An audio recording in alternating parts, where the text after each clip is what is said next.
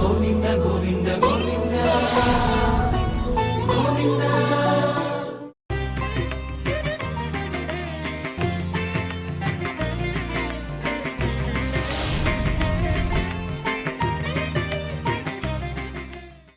ఓం నమో వెంకటేశాయ. ఆషాఢమాసం సందర్భంగా కృత్తికా నక్షత్రం రోజున, ఆ రోజు నవమి తిథి, ఆ తిథి రోజున కృత్తికా నక్షత్ర సంయోగము, అలాగే శుక్రవారము. మన దేశంలో ఆషాఢమాసంలో వచ్చేటటువంటి కృత్తికా నక్షత్ర యోగంతో కూడిన తిథి నాడు ఎంతో విశిష్టంగా సుబ్రహ్మణ్య ఉపాసనకు సంబంధించినటువంటి అనేక వ్రతములు ఆచరణములు మన లోకంలో ప్రసిద్ధంగా ఉన్నాయి. ఇవన్నీ ఆచరించడానికి మూలం ఏమిటి అంటే అనేక పురాణములు అలాగే వేదములు కూడా ఈ వ్రత నియమాన్ని చెబుతూ అనేక విషయాల్ని ప్రస్తావన చేశాయి.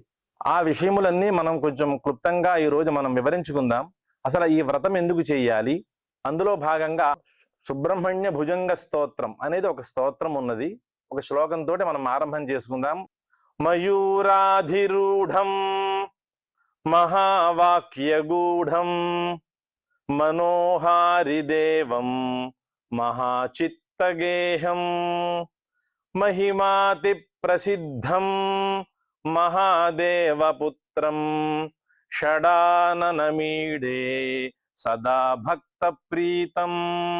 ఈ శ్లోకంలో సుబ్రహ్మణ్య స్వామి యొక్క స్వరూపం ఎలాంటిది అనేది వివరణ ఇస్తూ ఉన్నారు. మయూరాధిరూఢం అంటే మయూర వాహనాన్ని ఆయన అధిష్ఠించి ఉంటాడు అనేది అర్థం కదా.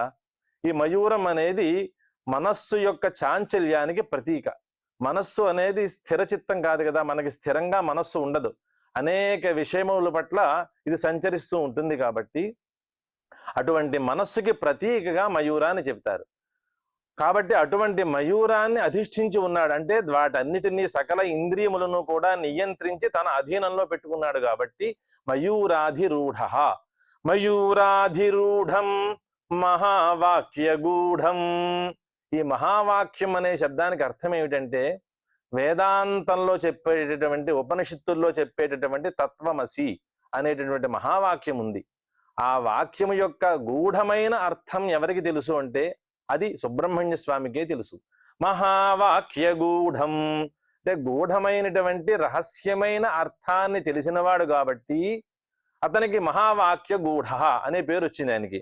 అంటే తత్వమసి అనేటటువంటి వేదాంతముల్లో చెప్పబడినటువంటి ఆ అర్థం ఏదైతే ఉన్నదో, బ్రహ్మతత్వం ఏదైతే ఉన్నదో, ఆ బ్రహ్మతత్వము తెలిసిన వాడు ఆ బ్రహ్మతత్వ స్వరూపుడుగా అంటే బ్రహ్మరూపుడే పరబ్రహ్మ స్వరూపునిగా కూడా సుబ్రహ్మణ్యుని వర్ణిస్తూ ఉంటారు. మయూరాధిరూఢం మహావాక్యగూఢం మనోహారిదేవం. అతని స్వరూపం ఎటువంటిది అంటే మనస్సుని పూర్ణంగా అతను వశం చేసేసుకుంటాట ఆ రూపాన్ని. అంతటి సుందరమైన రూపం ఆయనది మహానుభావుడు. మనోహారిదేవం మహాచిత్తగేహం. ఈ మహాచిత్తం ఏమిటి అంటే నిరంతరము యోగులు ఉపాసన చేస్తూ ఉంటారు కదా, వాళ్ళ చిత్తము కేవలం యోగముద్రలో ఉండి ఇతర విషయముల పట్ల ఆసక్తి లేకుండా కేవలం నిరంతరం సదా పరబ్రహ్మ ధ్యానంలో ఉంటారు. మహాచిత్తగేహం మహిమాతి ప్రసిద్ధం. ఆయన మహిమల చేత అతి ప్రసిద్ధుడు. ఎన్ని మహిమలని చెప్పాలి, ఒకటా రెండా? ఆయన్ని ఆరాధించడం వల్ల కలిగేటటువంటి మహిమలు వర్ణనాతీతంగా ఉన్నాయి. అనేక దోషములను సంహరించడము, అలాగే పాపములను నశింపజేయడము, అలాగే ఇష్టప్రాప్తి మనకి ఇష్టమైన ఫలాల్ని కలగజేయడము, సంతానము లేని వారికి సంతానాన్ని ఇవ్వడము, రుణగ్రస్తులైనటువంటి వాళ్ళని రుణాన్ని నుండి వాళ్ళని మోచనం చేయడము, అలాగే సంతతి లేని వాళ్ళకి ఎప్పుడూ సర్వదా సంపూర్ణమైనటువంటి జ్ఞాన సంపత్తితో కూడినటువంటి సంతతిని ప్రసాదించేటటువంటి స్వరూపుడు ఆయన. కాబట్టి ఆయన మహిమలు ఒకటి రెండు కాదు. అంచేత మహిమాతి ప్రసిద్ధం మహాదేవపుత్రం. ఆయన ఎవరి పుత్రుడు? మహాపరమేశ్వరుని యొక్క పుత్రుడు. మహాదేవపుత్రం షడాననమీడే. ఆయన షడానన అని పేరు. అంటే 6 ముఖాలు ఉన్నాయి కదా ఆయనకి. 6 ముఖాలు ఎందుకు వచ్చాయి అనే విషయం మనం ప్రస్తావన చేసుకుందాం. షడాననమీడే సదా భక్త ప్రీతం. ఎల్లప్పుడూ తనను ఆశ్రయించినటువంటి భక్తులను ప్రీతితో ఎంతో వాత్సల్యంతో ఆయన హక్కును చేర్చుకుని వాళ్ళని రక్షిస్తూ ఉంటాడట. ఈ శ్లోకాన్ని శంకరుల వారు సుబ్రహ్మణ్య భుజంగంలో రచించినటువంటి శ్లోకం ఇది. మయూరాధిరూఢం మహావాక్యగూఢం మనోహారి దేవం మహాచిత్తగేహం మహిమాతి ప్రసిద్ధం మహాదేవపుత్రం షడాననమీడే సదా భక్త ప్రీతం. ఈ విధంగా సుబ్రహ్మణ్య స్వామికి సంబంధించినటువంటి ఒక స్వరూప వర్ణన, ఆయన యొక్క రూపవర్ణన, ఆయన యొక్క అత్యంత బ్రహ్మస్వరూపము ఎరిగిన వాడిగా ఆయన వర్ణన ఈ శ్లోకంలో మనకి చూపించారు శంకరుల వారు. అనంతరం అసలు ఈ ఆడికృత్తిక అనేటటువంటిది ఎందుకు వచ్చింది లోకంలో ప్రసిద్ధంగా? ఇది మనము ఆషాఢ మాసము అలాగే శ్రావణ మాసం సందర్భంలో చేసుకుంటూ ఉన్నాం. ఆడికృత్తిక అనేది ఆషాఢ మాసంలో వస్తూ ఉంటుంది. అంటే వీళ్ళు ఆడి మాసం అన్నా ఆషాఢ మాసం అన్నా ఒకటే. తమిళ సంప్రదాయంలో ఆడి మాసం అంటారు, మనం ఆషాఢం అంటున్నాం. అయితే ఇప్పుడు వచ్చేటటువంటి కృత్తిక మాత్రమే ఈ విశేషం ఎందుకు? ఈ కృత్తికా నక్షత్రంలో ఆచరించే వ్రతానికి ఎందుకు ఇంత ఫలం, ఎందుకు ఆధిక్యంగా ఉన్నది అంటే, ఈ వ్రతాచరణ ఈ మాసంలో వచ్చేటటువంటి కృత్తికా నక్షత్రం రోజున మనం చేసే ఈ వ్రతము అత్యంత ఫలాన్ని ఇస్తుంది అని అనడంలో ప్రమాణం ఏమున్నది అన్నదానికి స్కాంద పురాణము అలాగే కుమారతంత్రం అనేటటువంటి ఒక ఆగమ శాస్త్రము ఇవన్నీ ప్రమాణంగా నిలిచాయి ఇక్కడ. ఈ విధంగా అసలు వాస్తవంలో మనము ఈ కృత్తికని ఆడి కృత్తిక అనే పేరు పెట్టి దక్షిణాయనంలో మనం చేస్తున్నాం ఈ ఆచరణ. అంటే ఉపవాసం అనుకోండి, ఒక వ్రతం. ఆ వ్రతం అంటే ఉపవాసమే. వ్రతం అంటే ఏం చేస్తున్నామంటే, ఒక దండాన్ని ధరించి భుజం మీద ఒక 2 పాత్రలను కావిళ్ళకి తగిలించుకుని మనం వెళ్ళవలసినటువంటి ప్రదేశానికి సుబ్రహ్మణ్య క్షేత్రానికి వెళుతూ ఉంటాం. ఇదంతా ఒక ఉపవాసగ్రస్తుడై చేసేటువంటి వ్రతం. కాబట్టి ఇది ఒక వ్రతం. ఇది ఆషాఢ మాసంలో మనం ఎందుకు చేస్తున్నాము అంటే, దేవతలకి ఉత్తరాయణం దక్షిణాయనం అనేటువంటి 2 కాలాల్లో 2 అయినాలు ఉన్నాయి కదా. ఈ దక్షిణాయనం ఉత్తరాయణం. ఉత్తరాయణం అంతా కూడా పగటి భాగం కాబట్టి దక్షిణాయనం అనేది రాత్రి భాగం దేవతలకి. ఈ దక్షిణాయనం రాత్రి భాగం అయ్యేసరికి రాత్రి యొక్క ప్రథమంలోనే ఈ కృత్తికా నక్షత్రం మొదలవుతోంది. ఈ కృత్తికా నక్షత్రం మొదలయ్యేటప్పుడు మాత్రము ఈ దక్షిణాయనంలో వచ్చేటటువంటి కృత్తికా నక్షత్రం రోజున మనం చేసేటటువంటి ఈ వ్రతం ఏదైతే ఉన్నదో ఈ వ్రతం అనంతమైన ఫలాన్ని ఇస్తుంది అని మనకి పురాణ ప్రసిద్ధంగా ఆగమ ప్రసిద్ధంగా ఈ ఫలాలన్నీ చెప్పబడ్డాయి. వాటికి సంబంధించినటువంటి అనేక విషయములు మనకి ఇక్కడ చూపిస్తూ ఉన్నారు. స్కంద పురాణంలో ఉండే ప్రమాణములు, అలాగే కృత్తికా నక్షత్ర వైశిష్ట్యం. అంటే కృత్తికా నక్షత్రంలో కదా మనం చేస్తున్నాము ఈ వ్రతాన్ని, కాబట్టి దానికి సంబంధించి స్కంద పురాణంలో వీటన్నిటికీ అంటే సనత్ కుమార సంహిత అనేది స్కంద పురాణంలో ఒక సంహిత భాగం. అందులోనే కుమార ఖండం అనే ఒక ఖండం. ఈ భాగములన్నీ కూడా స్కంద పురాణంలో ఉన్నటువంటి భాగములే. ఈ కుమార ఖండంలో ఈ కృత్తికా నక్షత్రం సంబంధంగా ఆ రోజు ఆచరించే వ్రతానికి ఎంతటి ఫలం ఉన్నదో, ఆ రోజు ఆచరించినటువంటి వ్రతానికి ఎంత ఫలం ఉన్నదో ఆయన వివరంగా చెప్పారు అందులో. కాబట్టి ఈ విధంగా కృత్తికా దేవుళ్ళు కూడా వరాన్ని ఇచ్చారు. సుబ్రహ్మణ్య ఆరాధన ద్వారా కృత్తికా నక్షత్ర దేవతలకి ఒక నక్షత్ర రూపంలో వాళ్ళు ప్రసిద్ధి చెందేటట్లుగా. ఇప్పుడు కృత్తికా నక్షత్రం అనేది మనకి ఎట్లా నక్షత్ర ప్రధానంగా మనం చెప్పుకుంటున్నాం కదా. ఈ నక్షత్రం ఎలా ఏర్పడింది అంటే, కృత్తికా నక్షత్ర అంటే కృత్తికా అనే పేరుతో కలిగినటువంటి దేవతలు ఎవరైతే ఉన్నారో ఆ దేవతలకు ఇచ్చినటువంటి ఒక వరం, మీరు నక్షత్ర రూపముగా ఆకాశ మండలంలో ప్రకాశిస్తూ ఉంటారు అని వాళ్ళు వరాన్ని పొందారు. కాబట్టి వాళ్ళు కృత్తికా నక్షత్ర రూపముగా వాళ్ళు సంచరిస్తూ ఉన్నారు. కాబట్టి ఆ నక్షత్ర రూపముగా ఉన్నప్పుడు వాళ్ళకి ఇచ్చినటువంటి వరాన్ని అనుసరించి ఆ నక్షత్రం రోజు మనం చేసినటువంటి వ్రతము విశేష ఫలాన్ని ఇస్తుంది. అది కూడా ఆషాఢ మాసంలో వచ్చేటటువంటి కృత్తికా నక్షత్రం అయితే మరీ విశేష ఫలాన్ని ఇస్తుంది అని స్కంద పురాణం చెబుతూ ఉన్నది. దానివల్ల ఈ ఉపవాసం అలాగే ఈ కావిడి మోయడం అనేటటువంటి ఈ ఉపవాస నియమాలు ఏవైతే ఉన్నాయో వీటన్నిటికీ కూడా విశేష ఫలాల్ని చెప్పింది శృతి. శృతి అంటే పురాణములు. శృతి, స్మృతి, పురాణములు ఇవన్నీ ఒకదాని తర్వాత ఒకటి వరసే. శృతి చెప్పింది అంటే అది పురాణములో ఎక్కడో ఒక చోట ఉటంకించబడే ఉంటుంది. పురాణములో లేని విషయములేవి శృతిలో ఉండవు, శృతిలో లేని విషయం పురాణములో చెప్పబడవు. కాబట్టి ఇవన్నీ పరస్పరము, పురాణములు, ఇతిహాసములు, స్మృతులు ఇవన్నీ కూడా వేదాన్ని అనుసరించి చెప్పే విషయాలనే చెబుతాయి తప్పితే వేద వ్యతిరేకమైన విషయములను ఏ పురాణము మనకి స్పష్టం చేయదు, ఏ పురాణంలోనూ అది ప్రసిద్ధి కాదు, ఒకవేళ ఏదైనా చెప్పినా అది ప్రమాణము కూడా కాదు అనేది సిద్ధాంతముగా మనం తెలుసుకోవాలి. ఈ విషయంగా ఈ నియమం చేయడం అనేది ఎట్లా, ఏ విధంగా మనం ఈ నియమాన్ని మనం ఆచరించడం వల్ల నిజంగా మనకి ఫలాన్ని వస్తుందా, ఈ ఫలం మనం పొందుతామా అన్నదానికి ఒక శ్లోకాన్ని చూపిస్తూ ఉన్నారు మనకి. కృత్తికాసు యో మర్త్య స్కందం జాయతే నరః స ప్రాప్నోతి మహాతేజ సంతానంచ మహత్కులం ఆయురారోగ్యమైశ్వర్యం పుత్ర పౌత్రాది సంపదః స్కంద ప్రసాదాత్ లభతే నచేహ సంశయః. కృత్తికాసు చ యో మర్త్యః స్కందం జాయతే నరః స ప్రాప్నోతి మహాతేజః సంతానంచ మహత్కులం ఆయురారోగ్యమైశ్వర్యం పుత్ర పౌత్రాది సంపదః స్కంద ప్రసాదాత్ లభతే నచేహ సంశయః అని ఒక పురాణ శ్లోకం మనకి స్కంద పురాణం నుంచి ఒక శ్లోకాన్ని చూపిస్తూ ఉన్నారు. కృత్తికా నక్షత్రం రోజు ఎవడైతే, ఏ మర్త్యుడు అంటే మనుష్యుడు, ఏ నరుడైతే స్కందుణ్ణి పూజిస్తాడో అతడు మహాతేజ సంతానంచ అంటే గొప్ప తేజస్సంపన్నమైనటువంటి సంతతిని పొందుతాట ఆయన అతన్ని పూజించడం ద్వారా. అలాగే మహత్కులం గొప్ప కులాన్ని పొందుతాట. ఇంకా కేవలం ఇది మాత్రమేనా, ఆయుహు పూర్ణమైనటువంటి ఆయుస్సును పొందుతాడు, ఆరోగ్యం పూర్ణమైనటువంటి ఆరోగ్యాన్ని పొందుతాడు, ఐశ్వర్యం పొందుతాడు, పుత్ర పౌత్రాది సంపద అలాగే పుత్రులు పౌత్రులు ఇదంతా ఈ సంపదలన్నిటినీ పొందుతాట. స్కంద ప్రసాదాత్ లభతే నచేహ సంశయ. ఇన్ని ఫలాలు చూపిస్తున్నావు కదా, ఇవన్నీ వాడు పొందుతాడా అంటే ఈ విషయంలో ఏమీ సంశయము లేదు అనేది మనకి ఈ శ్లోకం చూపిస్తూ ఉన్నది. అనంతర శ్లోకాన్ని కూడా మనకి ఇక్కడ చూపిస్తూ ఉన్నారు.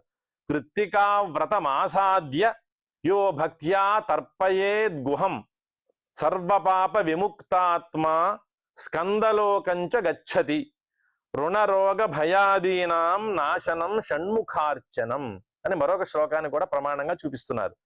కృత్తికా వ్రతమాసాద్య యో భక్త్యా తర్పయేద్ గుహం. గుహుడు అంటే స్కందుడే కాబట్టి కృత్తికా వ్రతాన్ని కనుక ఎవరైతే ఆచరిస్తారో ఆ వ్రతాన్ని ఆచరించిన తర్వాత ఎవడైతే భక్తితోటి ఆ గుహుడికి స్కందుడికి తర్పణాన్ని ఇస్తారో అతడు సర్వ పాపముల నుండి కూడా విడిపోతాడు, సర్వపాప విముక్తాత్మ. తర్వాత స్కందలోకంచ గచ్చతి, సర్వ పాపముల నుంచి విడిపోయినటువంటి వాడు ఎక్కడికి చేరతాడు, స్కందుడి దగ్గరికే చేరతాట. కాబట్టి కేవలం అతను చేరడం అంటే ఎట్లా, రుణరోగ భయాదీనాం ఇవన్నీ కూడా స్కందలోకాన్ని పొందుతాడు. వాడు పొందేటటువంటి వాడు ఎలా పెడతాడు అక్కడికంటే రుణరోగ భయాదీనాం ఇవన్నిటినీ కూడా దూరం అయిపోతాయి. అక్కడ స్కందలోకానికి వెళ్ళేవాడికి ఇవన్నీ ఎందుకుంటాయి, ఇంకా రుణరోగ భయాదీనాం నాశనం షణ్ముఖార్చనం. షణ్ముఖుణ్ణి అర్చించడం వల్ల ఈ రకమైనటువంటి ఫలాలన్నీ ఉన్నాయి అని ఇక్కడ మనకు ఒకటి చూపించారు. అలాగే కుమారతంత్రం అనేది ఒక ఆగమ ప్రధానం, శైవాగమంలో ఇది కూడా ఒక ప్రధాన ఆగమంగా దీన్ని ఆచరిస్తూ ఉంటారు. అందులో ఈ వ్రతాన్ని ఆచరించే విధానము అలాగే ఈ కావిడికి సంబంధించినటువంటి అంశములన్నీ కూడా కుమారతంత్రంలో చెప్పబడ్డాయి స్పష్టంగా. దీంట్లోనే కాష్ఠభార వహనం అంటే కావిడి మోయడం అనేటటువంటిది మనం తెలుగులో చెప్పుకున్న మాటే, దీన్ని కాష్ఠభార వహనం అనేటటువంటి పదంతో సంస్కృతంలో ఉపయోగిస్తూ ఉంటారు. అది స్పష్టంగా కావిడి మోయడం అనే అర్థాన్ని చూపిస్తుంది. అది ఇదే తమిళనాడులో మనం కాడి అని అంటారు కాబట్టి వీళ్ళు, ఇదే సంస్కృతంలో కాష్ఠభారం అనేది కాష్ఠభార వహనం అంటే ఒక దండాన్ని మోయడం అని అంటాం అన్నమాట. దీనికి సంబంధించి ప్రమాణం ఎక్కడుంది అంటే కుమారతంత్రంలో ఉందిట. కుమారతంత్రం అనేది శైవాగమ ప్రసిద్ధి కాబట్టి అందులో చెప్పబడింది ఇది. స్కంధేన కాష్ఠభారంచ మూలమంత్రముదీరయన్ అభిషేకార్థ ద్రవ్యాణి వహన్ భక్త్యా ప్రదక్షిణం కరోతి యో మహేశస్య సుతస్య ప్రియకామ్యయా సలభేత్ సర్వకామాన్ వై షణ్ముఖస్య ప్రసాదతః. స్కంధేన కాష్ఠభారంచ మూలమంత్రముదీరయన్ అభిషేకార్థ ద్రవ్యాణి వహన్ భక్త్యా ప్రదక్షిణం కరోతి యో మహేశస్య సుతస్య ప్రియకామ్యయా సలభేత్ సర్వకామాన్ వై షణ్ముఖస్య ప్రసాదతః. స్కంధం అంటే ఈ భాగం.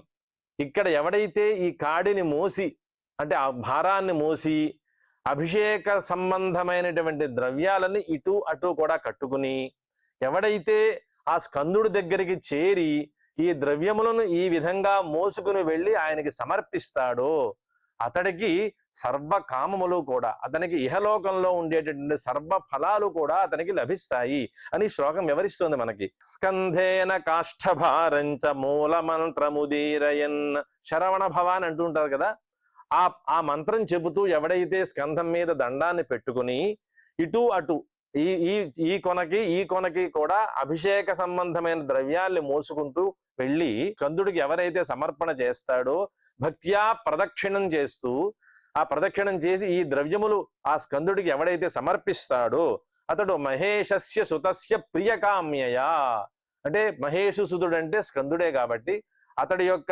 ప్రియమైనటువంటి కోరికతోటి అతని యొక్క ప్రియమైనటువంటి కామ్యయ ఆ కోరిక చేత అతడు ఏం పొందుతాడు? సర్వ కామములను పొందుతాట.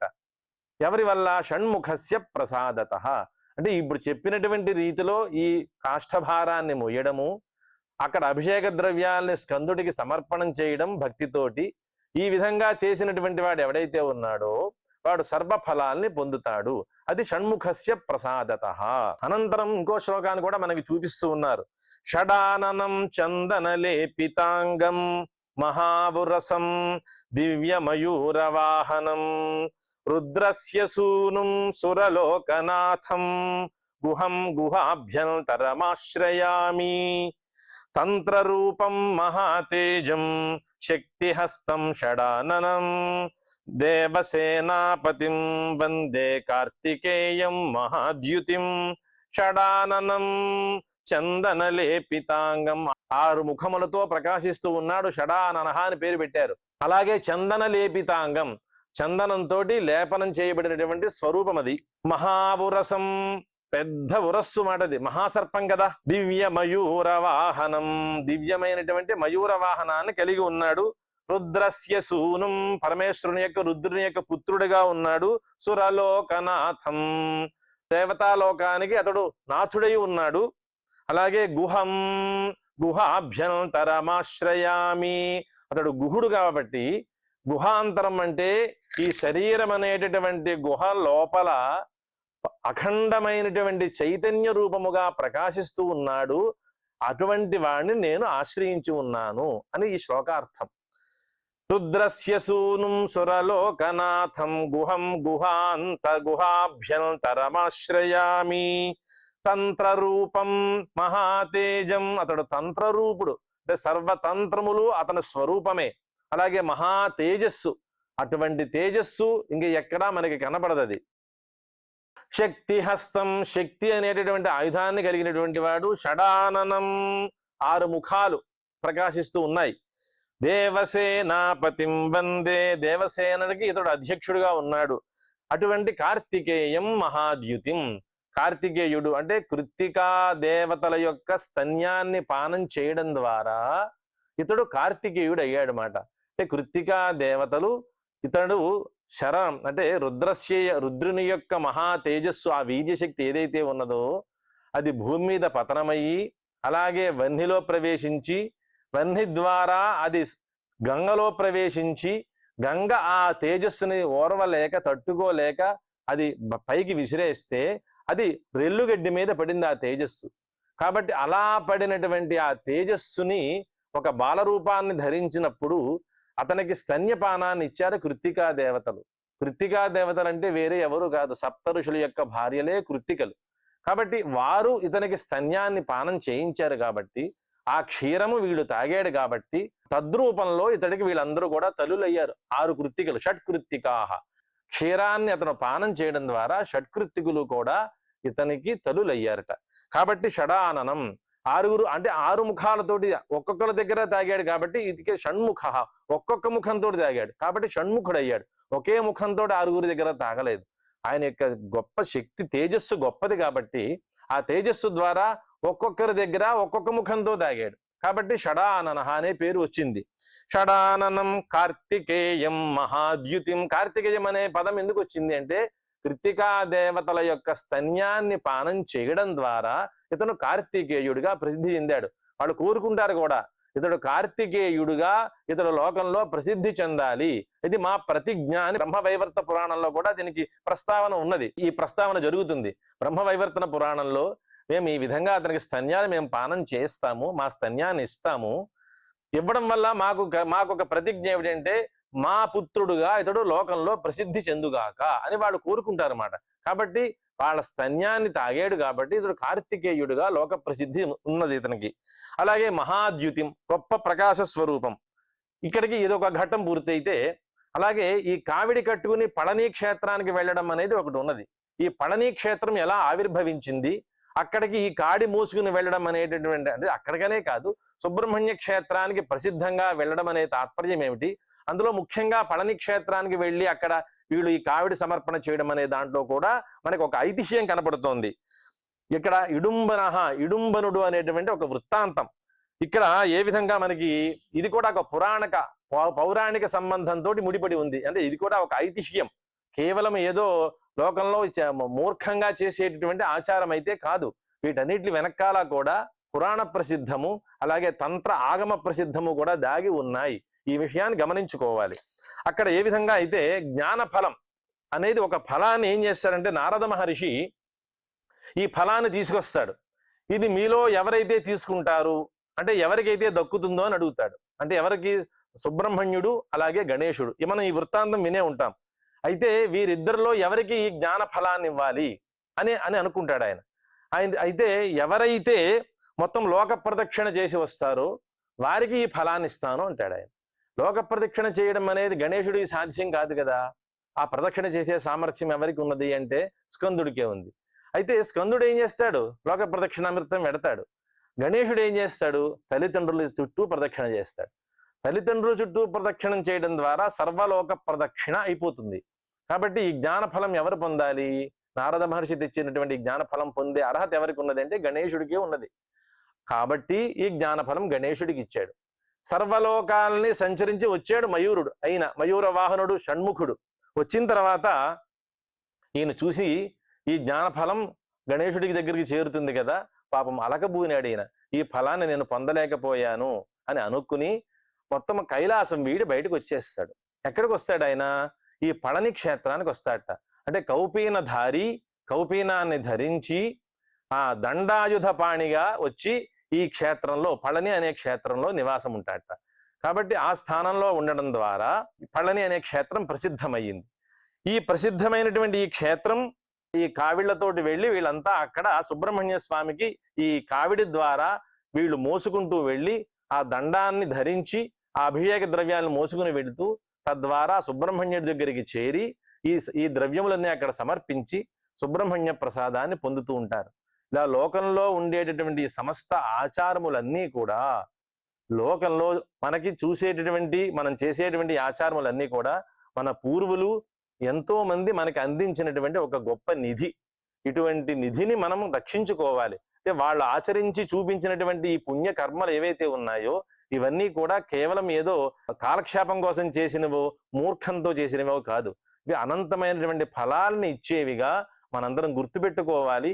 భావితరానికి ఈ కర్మ ఆచరణ వలన వచ్చేటటువంటి ఫల విశేషము ఇవన్నీ కూడా మనం వివరించాలి అంటే మనం ఈ కర్మలన్నీ ఆచరించాలి. మనం ఆచరించి కర్మల ద్వారా వచ్చేటువంటి అధిక ఫలాన్ని మనం చూపించడం ద్వారా వాళ్ళు కూడా ఎంతో ఫలాన్ని పొంది అహిక ఆముష్మిక లోకాల్లో ఉభయలోకాల్లో కూడా స్కంద ప్రసాదత స్కందలోకంచ గచ్చతి అని చెప్పారు. కాబట్టి ఆ సుబ్రహ్మణ్య ప్రసాదం చేత సర్వ రుగ్మతలు ఎడనాడి సమస్తమైనటువంటి ఐశ్వర్యాన్ని పొంది మహత్కులం అని అన్నారు కదా, సంతానంచ మహత్కులం, గొప్ప కులాన్ని పొందడము అలాగే గొప్ప సంతానాన్ని పొందడం ఇవన్నీ కూడా సుబ్రహ్మణ్య ప్రసాదం చేత లభిస్తాయి. కాబట్టి ఆడికృత్తిక రోజు మనం చేసుకునేటువంటి ఈ ఉపవాస నియమము, ఈ కావిడి ధారణ అనేది అనంతమైన ఫలాన్ని ఇచ్చేదిగా మనకి ఇందులో వర్ణించారు. కాబట్టి సుబ్రహ్మణ్య ప్రసాదం చేత సమస్త భక్తులకి అభీష్టము నెరవేరుగాక అని సుబ్రహ్మణ్యేశ్వర స్వామిని ప్రార్థిస్తూ